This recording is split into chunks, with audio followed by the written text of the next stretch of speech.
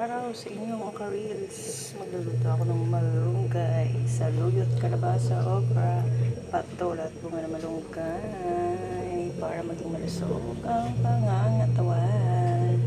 So guys, ang haba ng malunggay nito guys.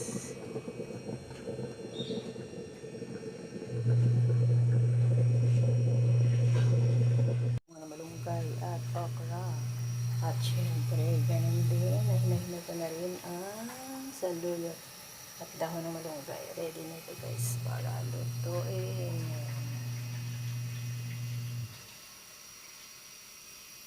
Pakulo na rin ako ng tubig guys. Na may bawang.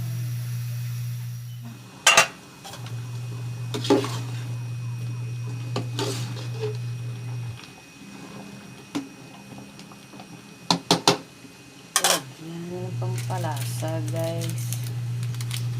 Like that oh. Chin.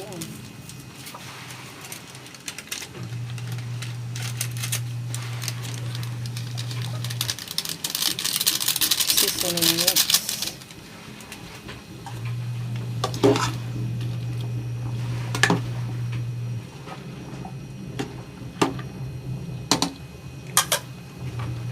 Lagay ko na rin ang okra.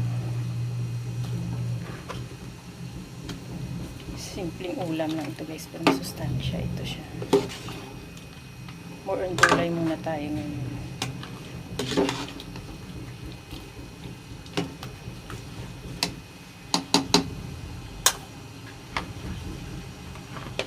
Takpan ko muna guys, mamaya na yung ito. Ayan, pwede na ilagay ang patola.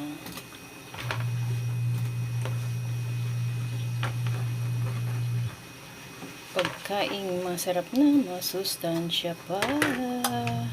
Gulay is life. Lagay ko na rin ang saluyot guys, tsaka malunggay dahon. O diba? More on gulay for today's video guys. Pa-like and share naman. Thank you for watching.